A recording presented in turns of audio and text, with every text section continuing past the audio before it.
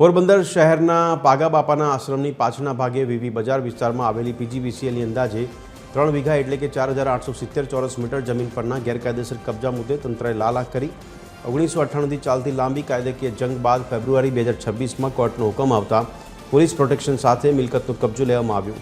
આ કામગીરી દરમિયાન સ્થાનિકોએ ભારે વિરોધ કર્યો હતો, જેમાં 3 મહિલાઓ બેભાન થતાં તેમને હોસ્પિટલમાં ખસેડવામાં આવી હતી। પીજીવીસીએલના અધિક્ષક ઇજનેરનું કહેવું છે કે હાલ કોર્ટના આદેશથી જ ભાવેશ સોલંકી હસ્તકની મિલકતનો કબજો મેળવવામાં આવ્યો છે।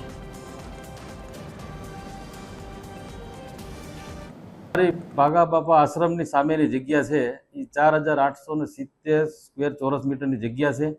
1998થી આનો કોર્ટ કેસ ચાલુ છે અને બિનઅધિકૃત માણસોએ એમનો કબજો કરેલો છે અને ફેબ્રુઆરી 2026માં આનું જજમેન્ટ આવ્યું છે। જજમેન્ટ અત્યારે હાલમાં ભાવેશ જીવરાજ સોલંકીના નામનું આવેલું છે અને એમની જે જગ્યા છે એ ખાલી કરવા માટે કોર્ટનો હુકમ છે અને આજના દિવસે અમને પોલીસ પ્રોટેક્શન મળતા એ જગ્યા ખાલી કરવા માટેની અમે કાર્યવાહી કરેલ છે।